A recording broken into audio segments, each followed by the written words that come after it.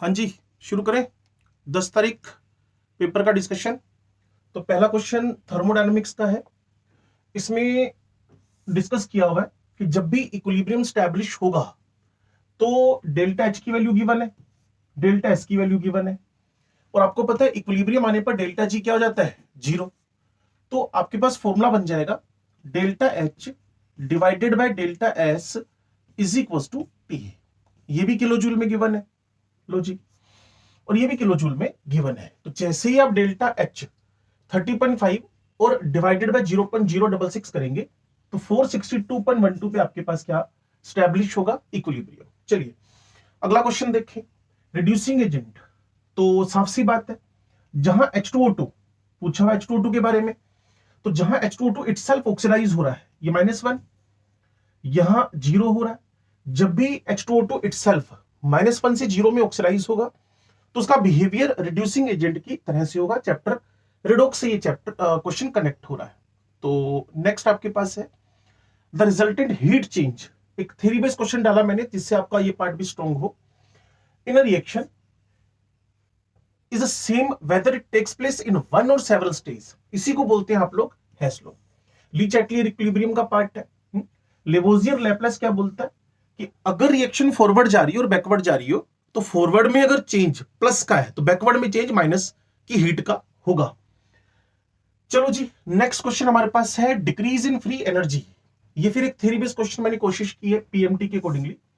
Decrease in free energy causes spontaneous reaction. बात में तो दम है, क्योंकि डेल्टा जी अगर नेगेटिव होगा तो प्रोसेस कैसा होगा बच्चे, स्पॉन्टेनियस होगा। ठीक होगी बात। Spontaneous reactions are invariably exothermic reaction. तो assertion and reason are true invariably. अब मैं डेल्टा जी पुट कर दूं, डेल्टा एच पुट कर दूं, माइनस टी डेल्टा एच लगा दूं। अगर इसको मैं एक्सो कर देता हूं, यानी माइनस लगा देता हूं, तो ये ऑलवेज डेल्टा जी के लिए क्या हो जाएगा, सपोर्टिव हो जाएगा। Spontaneous reactions are invariably exothermic reactions. तो ठीक, बिल्कुल ठीक है। और कहीं ना कहीं इसका नेगेटिव होना इसके नेगेटिव के लिए रिस्पॉन्सिबल है। तो मुझे कहा गया if both reason and assertion are correct and reason is a correct explanation, तो हम इसकी तरफ जाना चाहेंगे। नेक्स्ट क्वेश्चन बच्चे इलेक्ट्रोकेमिस्ट्री का है। इसमें आपसे डिस्कस किया गया 5 ampere is passed through a solution. तो आई की वैल्यू हमने क्या कर दी है, 5 एम्पियर कर दी है। जिंक सल्फेट का सॉल्यूशन है, टाइम हमने 40 इंटू 60 सेकेंड्स कर दिया है। तो आईटी की कैलकुलेशन से हमारे पास क्या बन जाएगा, कूलम में चार्ज बन जाएगा। Find the amount of zinc deposited at the cathode. बड़ा simple, W is equal to ZIT। ठीक हो गया। और मुझे जिंक डिपोजिटेड निकालना है, तो जिंक का एटॉमिक वेट कितना है, 65 है। कितने इलेक्ट्रॉन का एक्सचेंज हुआ है, 2 का हुआ है। और मुझे डिवाइड किससे करना है, 96,500 से करना है। तो जैसे ही मैं यहां 5 इंटू 40 इंटू 60 करूंगा, 2 जीरो तो आपस में कैंसिल होने ही होने। ठीक हो गया। अब यहां मेरे पास है 24 इंटू 5, इट मीन 120। ठीक है जी। अब 65 इंटू 120 डिवाइडेड बाय 2 इंटू, तो इसको 60 कर लेते हैं एक बार। तो अब सोचो 60 अप्रोक्सीमेट क्या हो रहा है, 3600। 60 ठीक हुआ। अब अगर मैं डिवाइड बाय 965 कर रहा हूं, इसको 1000 भी मान लूं, ठीक है, तो यहां आएगा जी पॉइंट। तो इसीलिए 4 ग्राम्स के आसपास का हमारा आंसर मैच कर जाएगा। लो जी, 56 number question. Identify the correct statement regarding entropy. देखो बड़ी सिंपल सी बात है, आपको लिटिल बिट कंफ्यूजन आपको जरूर होगा, लेकिन आपने कंफ्यूज तो होना नहीं। एब्सोल्यूट जीरो मतलब जीरो केल्विन हो गया।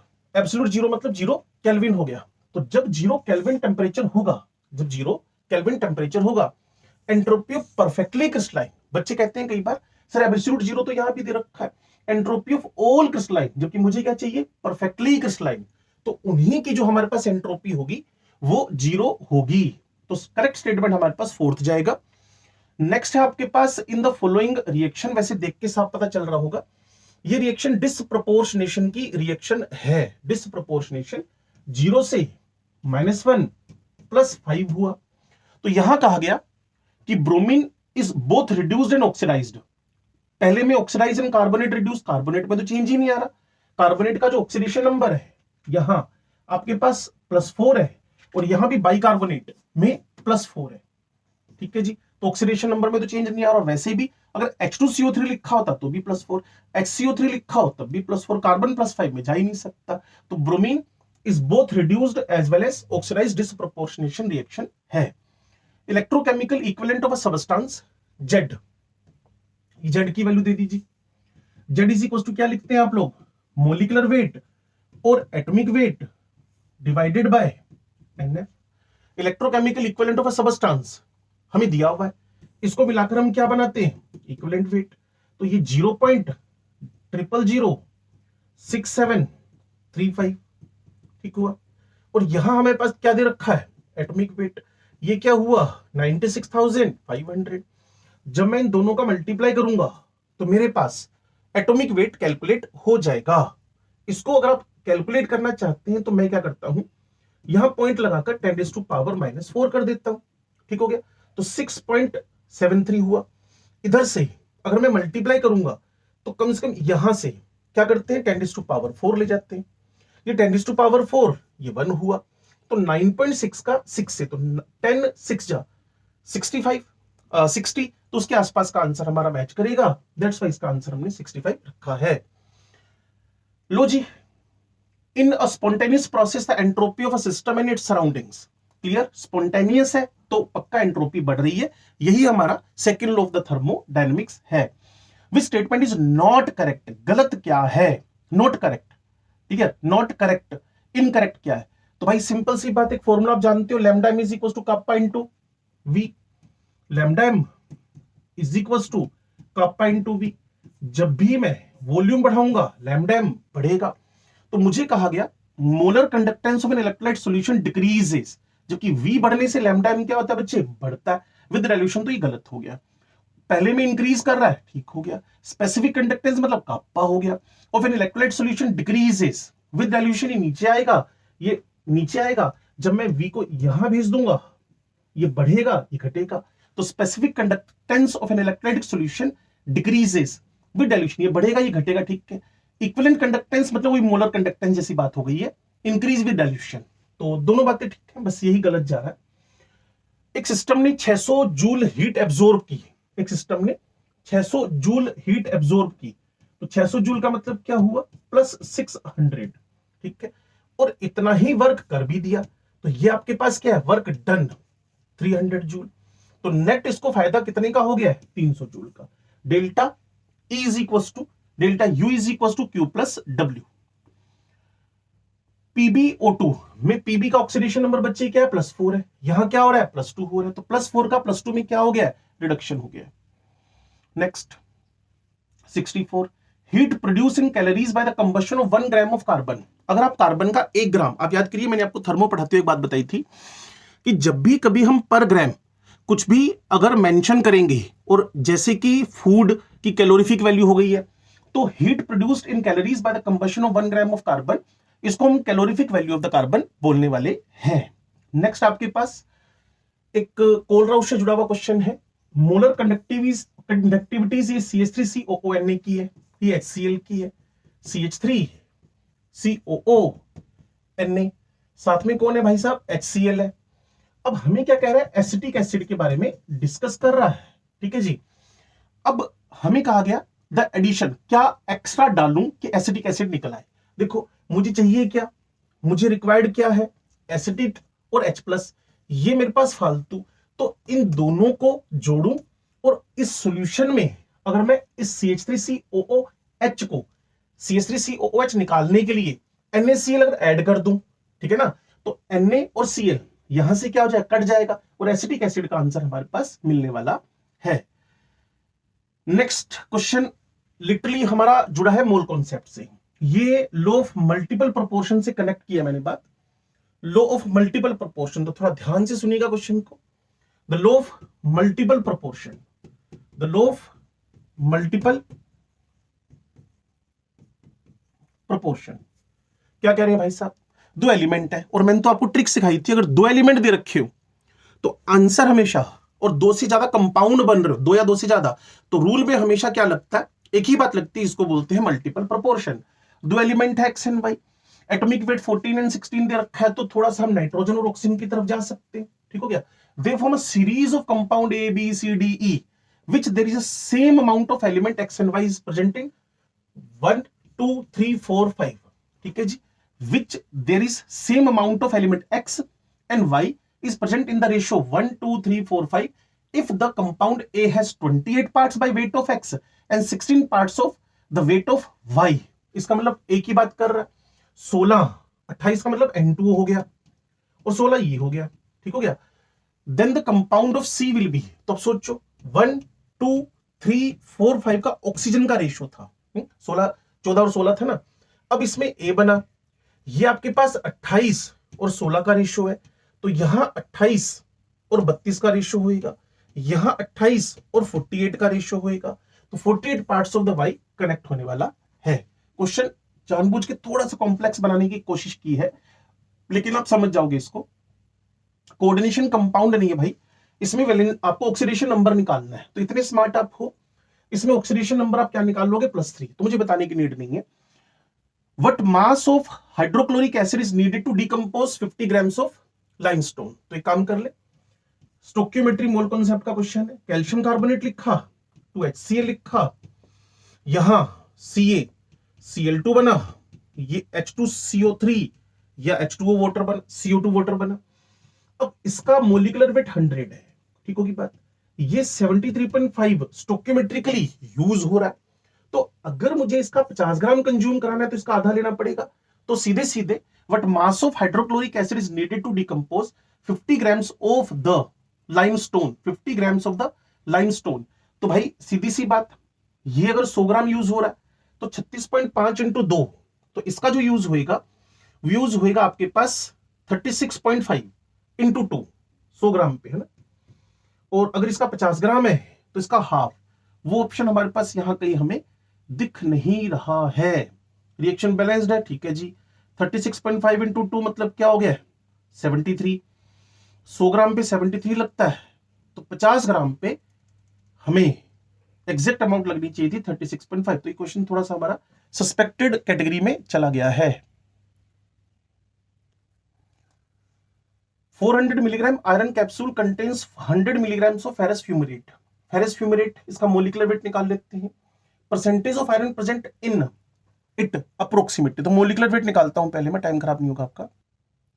देखो इस क्वेश्चन को मुझे शक है मैक्सिमम लोग पूछने वाले हो, तो हुआ क्या, ये था आपका फेरस फ्यूमेरेट 56, मैंने आयरन का लिख लिया एटॉमिक वेट, कार्बन डबल कर दिया, हाइड्रोजन डबल कर दिया, COO मतलब 44 का डबल कर दिया, मोलिकुलर वेट आ गया 170 सबको जोड़ने के बाद। इसमें अगर मैंने आयरन निकाला 170 मिलीग्राम में, ठीक हो गया ना, ये हमारा 170 है, तो अगर मैं देखूं तो 56 बाय 170, तो ये आयरन मेरे पास 170 में निकल आएगा, 170 में 56 है, इतना समझ में आ रहा है, 170 में 56 है, तो 56 बाय 170, अब 100 मिलीग्राम में आयरन कितना है, तो ये 100 मिलीग्राम में आयरन हुआ, लेकिन ये 100 मिलीग्राम आया कहां से, वो 400 मिलीग्राम आयरन के कैप्सूल में था, तो जैसा कि हम प्यूरिफिकेशन चैप्टर में करते थे, तो 56 बाय 170 इंटू 100, ये आयरन 100 मिलीग्राम में, बाय 400 इंटू 100 से परसेंटेज आ जाएगी 170, 140 बाय द 17, तो ये अगर 17 10 करूं तो 170 आता है, तो अप्रोक्सीमेटली 8% के आसपास का वैल्यू टिकेगा, ठीक, तो कोई कंट्रोवर्शियल केस नहीं है, चाहो तो आप इसको नोट कर लो, फिर आगे बढ़ते हैं। 70 नंबर क्वेश्चन कह रहा है कि select the correct statement in electrolytic cell, electrode at which oxidation takes place is anode and is positive plate, जबकि आपको पता है जब हम इलेक्ट्रोलाइटिक सेल की बात कर रहे हैं तो एनोड ऑक्सीडेशन, तो एनोड ऑक्सीडेशन तो कनेक्टेड ही है, चाहे इलेक्ट्रोकेमिकल हो चाहे इलेक्ट्रोलाइटिक हो, और इलेक्ट्रोलाइटिक का तो पॉजिटिव है और दूसरे में ऑक्सीडेशन तो हो रहा है लेकिन वो नेगेटिव प्लेट है, दोनों स्टेटमेंट करेक्ट है। The percentage of oxygen in the NaOH 16/40 कर दो इंटू 100 कर देना, क्योंकि NaOH का मोलिकुलर वेट क्या है आपको पता है 40, तो ऑक्सीजन कितना है 16 बाय 40 इंटू 100, तो सीधा सीधा 40 आ जाएगा। Positive value of delta S indicates that, तो जितना एंट्रोपी बढ़ेगी सिस्टम में डिसऑर्डरनेस बढ़ती जा रही है, लेस डिसऑर्डर थोड़ी होएगा, इक्विलिब्रियम का तो सवाल ही पैदा नहीं होता, system tend to reach at equilibrium position, clear, is in और टेंड टू, तो सीधा एक आंसर है जो आपको समझ में आ रहा है, थर्मोडायनामिक्स का क्वेश्चन था। कॉपर टर्निंग्स को जब सिल्वर नाइट्रेट में डाला गया, आप समझदार हैं, कॉपर आप जानते हो पॉजिटिव है और सिल्वर का उससे भी ज्यादा पॉजिटिव है, आप फेलिंग में भी पढ़ते थे और टोलेंस में भी पढ़ते थे। तो होएगा क्या, जो कॉपर है वो सिल्वर नाइट्रेट को रिमूव कर देगा, सिल्वर को रिमूव कर देगा सिल्वर नाइट्रेट में से। तो ऐसा लिख सकते हैं, कॉपर लिखा जी, यहां AgNO3 लिखा, इजीली कॉपर सिल्वर को रिमूव करके कॉपर +2 भी चेंज हो जाएगा। Displaces silver from solution, displaces silver from solution, forms a blue colored complex with AgNO3, भूल जाओ। It oxidized to copper +2, ठीक हो गया। It reduced to copper +2, गलत हो गया। Displaces silver from the solution, तो फर्स्ट और थर्ड में हम शक दे सकते हैं कि कॉपर AgNO3 से रिएक्शन करके सिल्वर को डिस्प्लेस कर रहा है, डिस्प्लेसेस सिल्वर। लेकिन इसको थोड़ा सा क्या बोलना चाहिए था, डिस्प्लेसेस सिल्वर आयंस। जैसा कि मैं इस क्वेश्चन पे फोकस करूं तो कहीं ना कहीं वर्ड प्ले कर रहा, सिल्वर आयन और कॉपर +2, बोलने को तो सीधा बोल सकता है, is oxidised to copper, is oxidised to copper, क्या लिखना था, कॉपर +2, दैट्स व्हाई इसका आंसर हम लोग थर्ड। तो वर्ड प्ले इसके अंदर थोड़ा सा। आइडियल गैस एक्सपेंड करी इन वॉल्यूम फ्रॉम, ये जो वॉल्यूम है, अब देखें ये 10⁻³ -3 मीटर क्यूब है, तो इसको मैं 1 लीटर लिख सकता हूं। आप जानते हो कि 1 मीटर क्यूब में क्या होता है, 1000 लीटर। अब ये हमारे पास 10⁻⁻² मीटर क्यूब, 1 मीटर क्यूब में क्या है, 1000 लीटर, तो ये एग्जैक्टली आपके पास क्या जाएगा, 10 लीटर। तो कोई भी अगर गैस एक्सपेंड कर रही है 1 लीटर से 10 लीटर में, तो 9 लीटर का चेंज आया। और 300 केल्विन टेम्परेचर है, कांस्टेंट प्रेशर है, तो वर्क डन क्या होएगा, तो साफ सी बात है कि अगर मुझे P external into delta V करना है, तो डेल्टा V क्या था, 9 था। डेल्टा V कितना बच्चे, 9 लीटर है। प्रेशर अगेंस्ट कांस्टेंट प्रेशर, ये थोड़ा सा मैं देख लेता हूं कांस्टेंट प्रेशर कितना, ठीक है जी, ये सीधा सीधा है। कांस्टेंट प्रेशर आपके सामने 10⁵ न्यूटन पर मीटर स्क्वायर, मतलब 1 ATM। तो 1 ATM multiply with 9 litre ATM हुआ। और जैसे ही उसको मल्टीप्लाई करोगे किसके साथ, 101.325, तो -900 जूल का काम होएगा। W is equal to -P delta V। ये मैंने मोल कॉन्सेप्ट से क्वेश्चन उठाया, ड्यूलोंग-पेटिट मेथड से। आप जानते हैं ड्यूलोंग-पेटिट मेथड में करना क्या होता है, हम लोगों को 6.4 में डिवाइड करना होता है स्पेसिफिक हीट का। तो यहां आपके पास 100 आ जाएगा, ठीक होगी बात। अब जब इसको सोल्व करोगे, एक 0 और हटा दो, तो 640 डिवाइडेड बाय 16, सीधे सीधे 40 आंसर आने वाला है। चलो जी आगे बढ़ते हैं। An electric current is passed through an aqueous solution, the following which one shall decompose। भाई साहब, यूरिया नॉन इलेक्ट्रोलाइट है, ग्लूकोज नॉन इलेक्ट्रोलाइट है, इथाइल ग्लाइकोल जो non ethyl alcohol sorry non electrolyte है, AgNO3 सिर्फ इलेक्ट्रोलाइट है। तो इसमें हम लोग करंट का ऑब्जर्वेशन कर सकते हैं, ठीक है जी। अगला क्वेश्चन हमारे पास है, रीअरेंज द फॉलोइंग। बड़ा आसान क्वेश्चन, ऐसा परफेक्टली मेडिकल के एग्जाम्स में मिलता है। तो इसमें 16/Na कर रही हो एक मॉलिक्यूल में, एक मॉलिक्यूल है ना 32, मेरी गलती है। दूसरे में क्या कर रहे हो, एक एटम, तो 14 बाय, क्योंकि 7 इसका एटॉमिक नंबर है, बाय Na। यहां 10⁻, लेकिन ये इसका मतलब हुआ मोल, तो 10⁻⁻10 मोल किसके हैं जी, ऑक्सीजन के। अब इस मोल को हमें पूछा क्या, एक मॉलिक्यूल का वजन, इंक्रीजिंग मास, तो 32 बाय Na, 14 बाय Na, इतने मोल दे रखे हो, तो मोल को सबसे पहले मोलिकुलर वेट से मल्टीप्लाई करना होगा, ग्राम मोलिकुलर है ना। अब ये इसका क्या बन गया, मास बन गया। अब थोड़ा सा आगे बढ़ते हैं हम लोग। जब ये 10⁻, तो ये -23 हो जाएगा ना, ये भी 10⁻³ -23 हो जाएगा। इसको सोल्व करोगे चौथे को, तो 10⁻³ -10 क्या हुआ जी, ग्राम एटॉमिक वेट। तो श्योर है इसको एटॉमिक वेट से मल्टीप्लाई करोगे 63.5। तो अब थोड़ा सा सीन बनाओ, क्या हुआ, जो सबसे ज्यादा वैल्यू है वो मुझे जो नजर आ रही है, वो नजर आ रही है आपके पास फोर्थ के बाद थर्ड। इन दोनों में जो ज्यादा है वो 32 बाय Na है, फिर 14 बाय Na। तो जो मेरे पास फर्स्ट है वो 32 बाय Na वाला, क्योंकि पावर में जब उसको सोल्व करोगे बच्चे, तो यहां 10⁻⁻23 हो जाएगा। दैट्स व्हाई इसका आंसर 4312 बनेगा। चलो, इसमें पूछा कौन रिड्यूस हो रहा है, आसान सा क्वेश्चन है।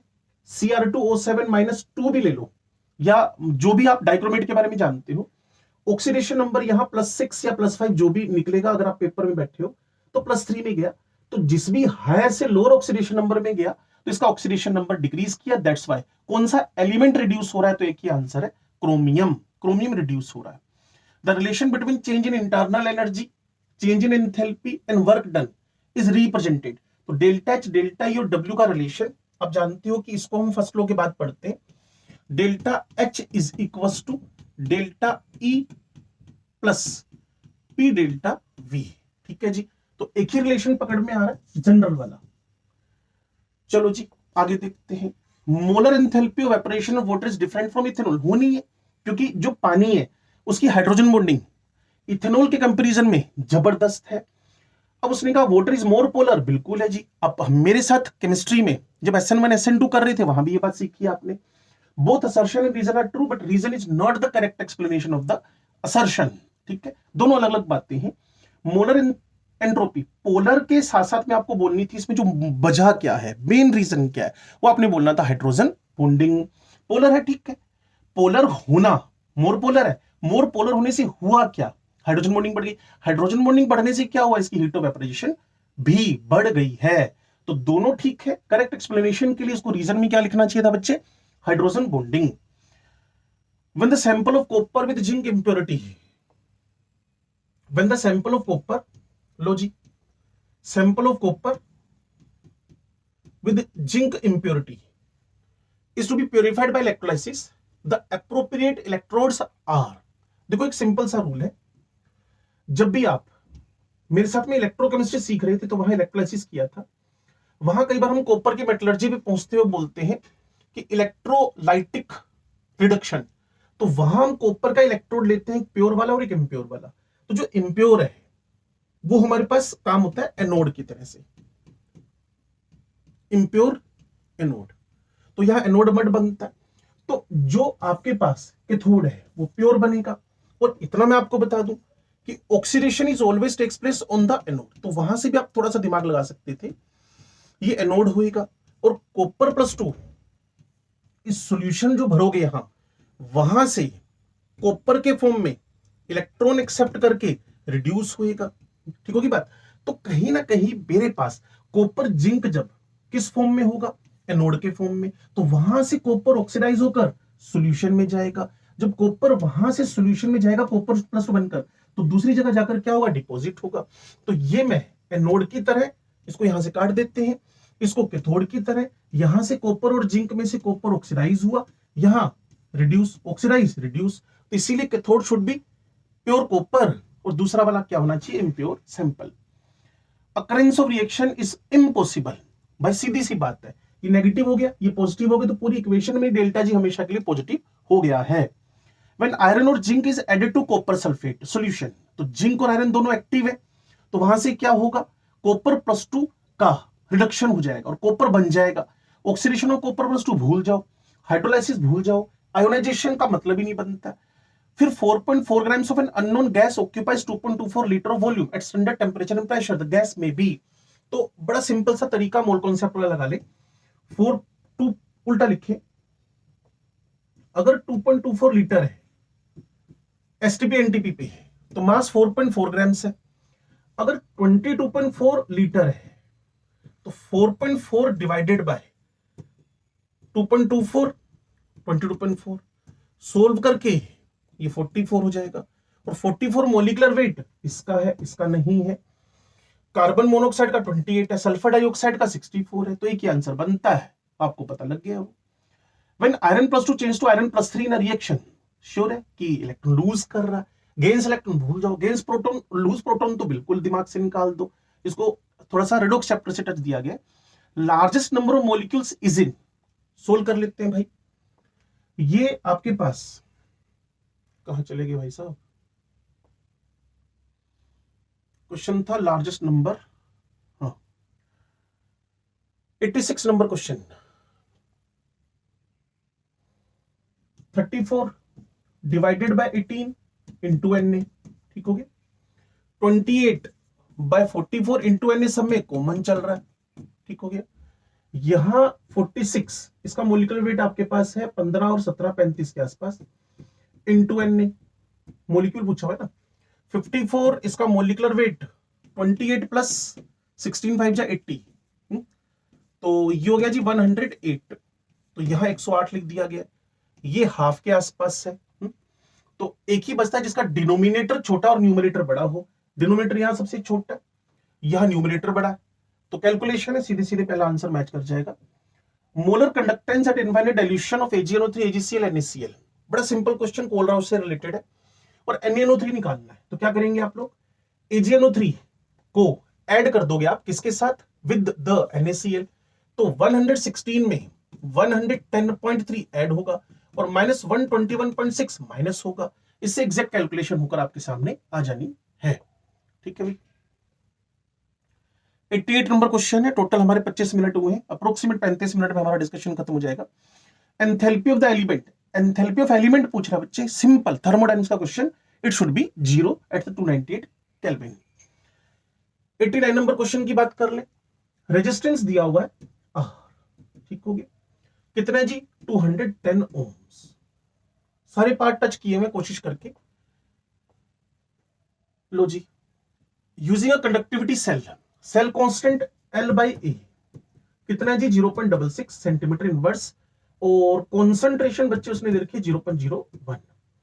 इक्विवेलेंस कंडक्टेंस निकालनी है, तो lambda equivalence kappa into 1000 divided by normality, ये है मेरे पास, ये है मेरे पास, ये नहीं है, तो क्या करूं भाई, इसको निकाल लेते हैं। इसको कैसे निकालोगे आप, इसको निकालने का तरीका है मेरे पास कि आर की जगह मैंने क्या लिखना, आर मेरे पास था ही वैसे, आर इज इक्वल टू रो होता है, रो की जगह क्या लिख देता हूं मैं 1/कापा इंटू क्या लिख देता हूं L/A, और ये दोनों इंटरचेंज कर देते हैं, तो इसको कापा बना देते हैं, इसको आर बना देते हैं, तो ये हुआ जी 0.66 डिवाइडेड बाय क्या होएगा 210, वो 0.66 डिवाइडेड बाय 210 यहां पुट करोगे, नॉर्मलिटी आपको पता ही है, तो एग्जैक्ट कैलकुलेशन में आप रीच बना लोगे कहां तक, थोड़ा सा गैस कर ले, ये 1000 अपनी जगह टिक रहेगा, ये 210 है, नॉर्मलिटी आपके पास, इसको ऊपर भेज देते हैं 100, ठीक होगी बात, तो इसको कैंसिल मारोगे ये 5 के आसपास आएगा, 500 का 6 इसके आसपास आएगा, 300 के आसपास आंसर। ठीक है, लो जी, 12 grams of magnesium on reacting completely with acid gives hydrogen gas, reaction लिखनी पड़ेगी stoichiometry, magnesium react with HCl gives MgCl2 hydrogen, ठीक हुआ, the volume of which at STP, तो भाई साहब अगर 24 ग्राम रिएक्ट करे तो इसका एक मोल मतलब 22.4 लीटर आना था, इसका अगर 12 ग्राम रिएक्ट करेगा तो आधा 11.2 आएगा, यूनिटरी मेथड से सोल्व कर लें आप इसको। एट इनफाइनाइट डाइल्यूशन, ये क्वेश्चन एनसीईआरटी का जानबूझ के डाला ताकि आपके दिमाग में जो 3-4 बार पीएमटी में ऑलरेडी आ चुका है। आपने क्या करना है, CH3COONA HCl एंड CH3COOH ये दे रखे हैं, और NaCl उल्टा पूछ लिया गया, पहले क्या था, ये दे दिया, ये दे दिया और ये दे दिया और इसको पूछ लिया, अब क्या किया हमने, ये तीनों देकर उल्टा NaCl पूछ लिया, तो आप इस क्वेश्चन को इजीली लगा सकते हो, सोल्व कर सकते हो। क्या करेंगे, आपने इसको इसको इसको ऐड करना और इक्वल टू इसके कर लेना है, तो NaCl सीधे सीधे सोल्व होके आपके पास आ जाएगा। ये सिंपल क्वेश्चन, लिक्विड 3 में से 6 घटाने तो -3 RT आंसर आ जाएगा। ठीक है,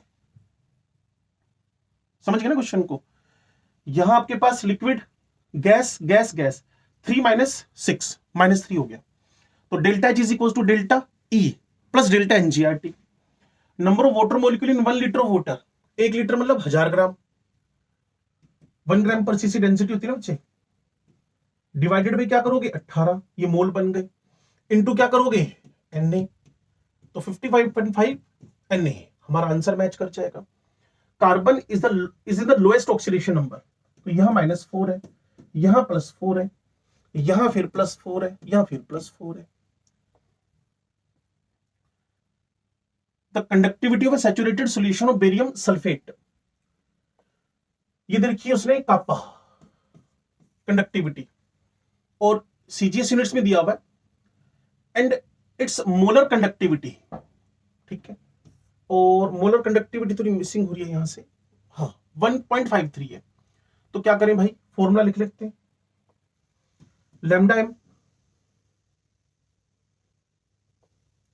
lambda M is equal to kappa 1000 divided by now solubility, पूछा क्या Ksp.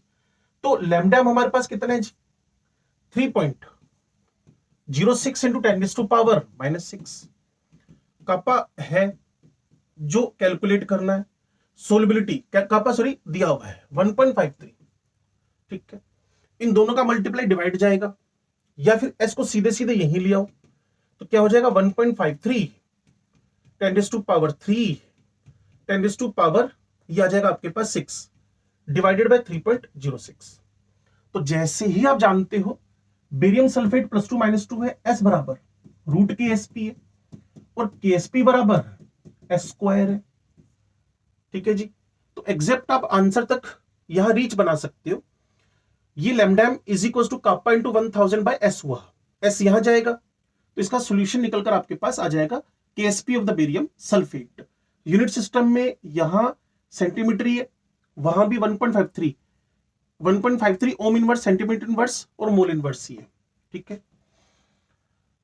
Correct equation same question है लेकिन थोड़ा बहुत इधर उधर मॉडिफाई किया, delta E delta W delta Q, और इसको फर्स्ट लॉ से कनेक्ट करेंगे आप लोग ना। Delta E is equal to delta Q plus W, the law of multiple proportion. मैंने आपको बताया था पहले भी, दो एलिमेंट होने चाहिए, दो या दो से ज्यादा कंपाउंड होनी चाहिए, तो फिर हमारे पास SO2 SO3 के लिए लग जाएगा ये रूल। इंटरनल एनर्जी क्या है, स्टेट फंक्शन है। Total number of protons in the 10 grams of, ये 10 ग्राम आपने कैल्शियम कार्बोनेट लिया, 100 से मोल डिवाइड करके मोल निकाल लिए, ठीक होगी बात, इनटू Na करके आपने कैल्शियम कार्बोनेट के नंबर निकाल लिए। कैल्शियम में 20 प्रोटॉन है, कार्बन में 12 प्रोटॉन है, कार्बन में 6 प्रोटॉन सॉरी, और O3 में टोटल आपके पास 48 का हाफ 24 प्रोटॉन्स है, 8 नंबर पे आता है ना ये। तो 50 से मल्टीप्लाई, ये कैंसिल हुआ, ये 5 Na हुआ, 5 इंटू 6 इंटू 10⁻23 हुआ, ये 30 हुआ, सीधे सीधे आंसर मैच कर जाएगा। The enthalpy of water is 386 kilojoule, 386 kilojoule. अब कई बार बच्चे इस पे कंफ्यूज होते हैं, सर वेपराइजेशन करवाना है या फ्रीजिंग करवानी है, तो मैंने इसको इसलिए रखा कि आप अपनी तरफ से दिमाग लगाएं। जब वो कह रहा है एंथैल्पी ऑफ वाटर, कौन सी एंथैल्पी, मान लेते हैं वेपराइजेशन की है तो इसमें 373 का डिवाइड करेंगे। मान लेते हैं यही एंथैल्पी इसकी फ्यूजन की है तो 273 का डिवाइड करेंगे। तो आपको गेम इसके साथ ही खेलना है, तो ये तो किलो में कन्वर्ट हो जाएगा, ये भी किलो में कन्वर्ट हो जाएगा। तो 373 बाय 386 अप्रोक्सीमेट 1, 386 बाय 273 एक से थोड़ा सा ज्यादा है, ठीक है। वो कितना है वो जब आप सोल्व करेंगे तो सीधे सीधे 1.03 आपका परफेक्ट आंसर मैच करेगा, ठीक है जी। चलो, वैसे एंथैल्पी ऑफ वाटर अगर इतनी दे रखी है तो साफ है कितनी कम वैल्यू कभी भी वेपराइजेशन के लिए ही हो सकती है, फ्यूजन के लिए नहीं हो सकती है। फ्यूजन में तो आपने मेल्ट करवाना है ना उसको, ठीक है, तो ये या फ्रीजिंग करवानी है, तो ये वेपराइजेशन के अलावा कुछ भी नहीं हो सकता है, ठीक है। तो एक क्वेश्चन पे थोड़ा सा शक है, वो पेपर से पहले मैं इसको थोड़ा सा शूट कर रहा था मूवी को, और तो इसको मैं सुधार दूंगा। तो वो जो 68 नंबर क्वेश्चन था, बाकी कहीं भी कुछ ऑब्जेक्शनेबल नहीं है, ठीक है जी।